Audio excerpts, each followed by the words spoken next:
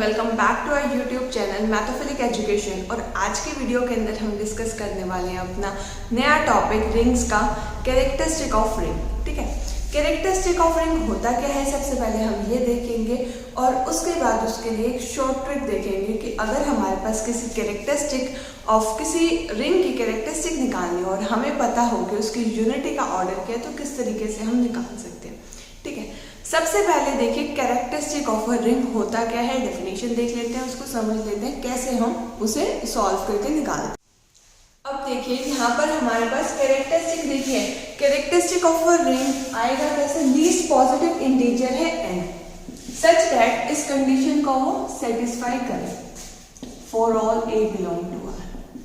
अब r आपको पता है, r हम इस तरीके से डिनोट करते हैं। ठीक है, इसके अंदर ये मतलब n इंटू ए है, इसके अंदर ऑपरेशन कौन सा है, एडिशन का, दैट इज फर्स्ट ऑपरेशन, यानी कि इसका मतलब है कि a plus a up to n times हमने इसको ऐड किया हुआ है, फॉर ऑल a है, यानी कि कोई भी एलिमेंट ले लीजिए आप रिंग का, उन सभी के लिए अगर कंडीशन सेटिस्फाई हो साथ में लीस्ट n के लिए। ठीक है, हमारे पास अगर एक n मिल जाता है तो उसके मल्टीपल्स में मिल जाता है, बट लीस्ट जो आपके पास n की वैल्यू आई है हमें वो देखनी है। ठीक है, जैसे कि अगर यहाँ पर मैं एग्जांपल के लिए लूँ Z8। ठीक है, अगर मैं Z8 का एग्जांपल ले रही हूँ, एडिशन मॉड्यूलो, मल्टीप्लिकेशन मॉड्यूलो क्या होता है ये सब आपको अच्छे से आता होगा, आपने सर के लेक्चर्स में ऑलरेडी कर रखा होगा। कैरेक्टरिस्टिक वाला टॉपिक भी उसके अंदर बहुत अच्छे से एक्सप्लेन कर रखा है। ठीक है, अब इसके अंदर हमारे पास क्या है, इसको एडिड n टाइम्स, ये वाली कंडीशन है, ये बहुत इंपॉर्टेंट है। ठीक है, लीस्ट आपने n निकालना है, क्योंकि n एक या एक से ज्यादा भी मिल जाता है, उसमें से जो लीस्ट हो हमें वो वाला कंसीडर करना होता है। ठीक है, और इसके बाद अगर आपके पास ऐसा कोई लीस्ट नंबर नहीं मिल रहा है, यानी कि इनफाइनाइट तक वैल्यू जा रही है, तो उस रिंग की हम कैरेक्टरिस्टिक क्या कह देते हैं, 0। ठीक है, अगर आपके पास ऐसा कोई भी n नहीं मिल रहा है जिसके लिए ये कंडीशन सेटिस्फाई हो रही है, तो हम कैरेक्टरिस्टिक की वैल्यू बोल देंगे 0। ठीक है, अब देखो Z8 के अंदर एलिमेंट्स कौन कौन से होंगे, 0 1 2 अप टू 7 0 1 2 3 4 5 6 7। ठीक है, इसके अंदर सबसे पहले हम निकालेंगे 0 का ऑर्डर। हमें क्या देखना है, कितनी बार ऐड करने पे 0 आना चाहिए। ठीक है, अब इसके अंदर आप अगर ध्यान से देखें तो हमारे पास एक ही बार ऐड करना है, मतलब बिना कुछ ऐड किए ही 0 आ रहा है। 1 के केस में आप अगर देखें, एडिशन मॉड्यूलो 8 लगाना है आपको, क्योंकि Z8 का एलिमेंट है, तो 1 + 1 + 1 अप टू 8 टाइम्स जब आप ऐड करेंगे तभी तो 0 आएगा। ठीक है, इसके अंदर आपके पास 8 एलिमेंट, यानी कि अगर एडिशन करके 8 आ रहे हैं तो वो 0 के इक्वल बन जाता है। ये सब कुछ संजीव सर ने बहुत अच्छे से अपने लेक्चर्स के अंदर बता रखा है किस तरीके से आप एडिशन मॉड्यूलो या मल्टीप्लिकेशन मॉड्यूलो लगा सकते हैं। ठीक है, नेक्स्ट है आपके पास 2। अगर आप 2 लेते हो तो 2 + 2 4 आएगा, 4 + 2 6 आएगा, 6 + 2 कितना आ जाएगा, 8। और 8 हमारे पास Z8 के अंदर किसके इक्वल होता है, 0 के इक्वल। एडिशन कौन सी है यहाँ पर, एडिशन मॉड्यूलो 8। ठीक है, अब इसके बाद 3 को एक बार ऐड किया 3, अगेन ऐड किया 6, अगेन ऐड किया 9, अगेन ऐड किया 12। अभी देखो 9 Z8 को क्रॉस कर गया, अब हमने देखना क्या पता 16 आ जाए, क्या पता 24 आ जाए। ठीक है, इस तरीके से, क्योंकि इन सभी में भी 0 बन रहे हैं, 3 6 9 12। ठीक है, इसके बाद आपके पास क्या आ जाएगा, एक और ऐड किया तो 15, अगला 18, अगला 21, अगला 24, वो 24 हमारे पास Z8 के अंदर क्या है, 0। ठीक है, ऐसे ही 25 हमारे पास क्या है, 1। इस तरीके से आपको चेक करना होता है, डिवाइड बाय 8 कीजिए, रिमाइंडर कीजिए, जो आपके पास रिमाइंडर आ रहा है वही आपके पास क्या हो जाएगा, उसका आंसर। ठीक है, जैसे कि आपने यहाँ पर 2 को 4 बार प्लस किया था तो डिवाइड बाय 8 किया तो 0 आ गया। इस तरीके से ही हम जैसे ही इसको 8 बार ऐड करेंगे, 3 + 3 + 3 अप टू 7, 8 बार इसको ऐड करोगे तो 24 आएगा। 24 Z8 के अंदर कितना होता है, 0। ऐसे ही 4 को आपको कितनी बार करना है, 4 + 4 8। ठीक है, तो 4 + 4 करने पे ही आपके पास क्या आ रही है, वहां पर 0 बन रही है, तो आपको और लिखने की रिक्वायरमेंट ही नहीं है, डायरेक्टली आपके पास 4 + 4, ये आपके पास क्या निकल रहे हैं, इनके ऑर्डर। 1 का ऑर्डर 8 निकल गया, 2 का ऑर्डर 4, 3 का कितना आ गया 8, 4 का 0। इस तरीके से आपको निकालना है, ठीक है। 5 का आप जैसे निकालेंगे, 5 का आपके पास क्या आ जाएगा, 8 चेकआउट करके देख सकते हैं, 5, 10, 15, 20 इस तरीके से आएंगे, तो 40 बनते ही क्या हो जाएगा, 0।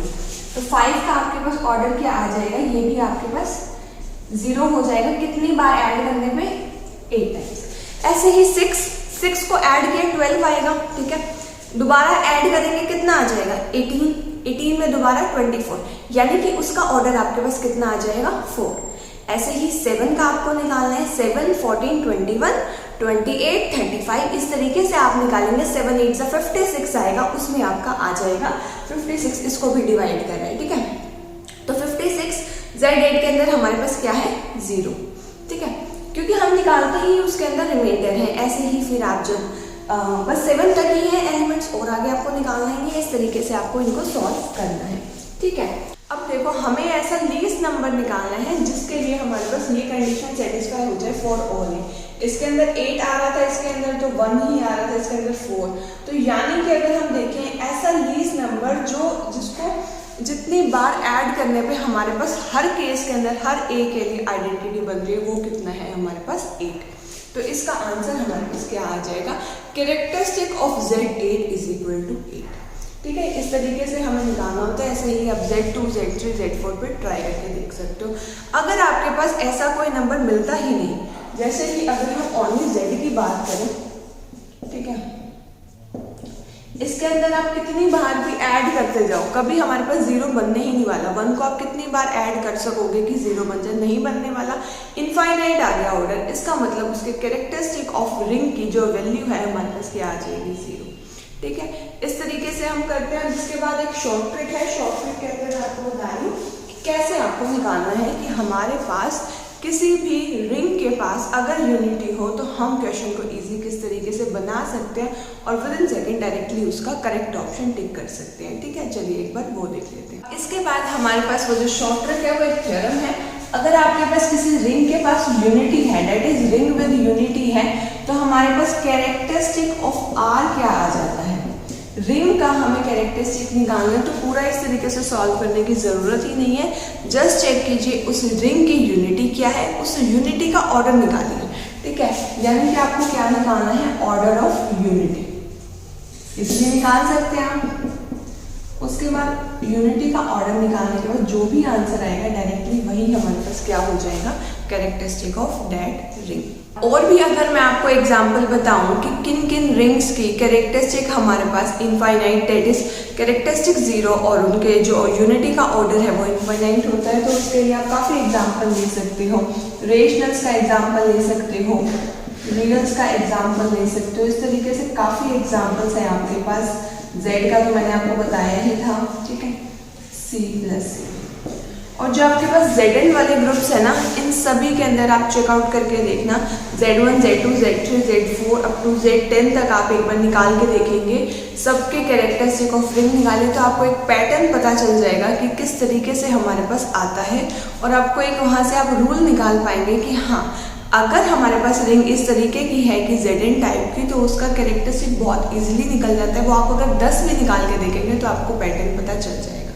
और उसकी जो शॉर्ट ट्रिक है वो आपको खुद डिराइव करनी है, बहुत इजी है। आप एक बार निकाल के देखेंगे तो आपको खुद ही आइडिया लग जाएगा कि जितना हमारे पास यहाँ पे Zn में नंबर है उससे क्या रिलेट करता है या नहीं करता जो हमारे पास कैरेक्टरिस्टिक की वैल्यू आई है। कमेंट्स के अंदर बताना कि आपके पास Z1, Z2 up to Z10 तक सॉल्व करने के बाद क्या कुछ पैटर्न बन रहा है। Thank you so much for watching our video and giving us a lot of support. अगर हमारे वीडियो से आपको कुछ भी यूजफुल या सीखने को मिलता हो तो इसे अपने फ्रेंड्स के साथ भी शेयर कीजिए। रेगुलरली हम कुछ शॉर्ट वीडियोज़ अपलोड कर रहे हैं, उसे भी आप देख सकते हैं। Linear algebra, real analysis plus में कॉम्प्लेक्स के काफ़ी यूजफुल फैक्ट्स हैं, उसे भी आप अपने फ्रेंड्स के साथ शेयर कर सकते हैं और वो आपके एग्जाम के लिए भी बहुत ही ज़्यादा बेनिफिशियल है। Thank you so much once again and have a nice day.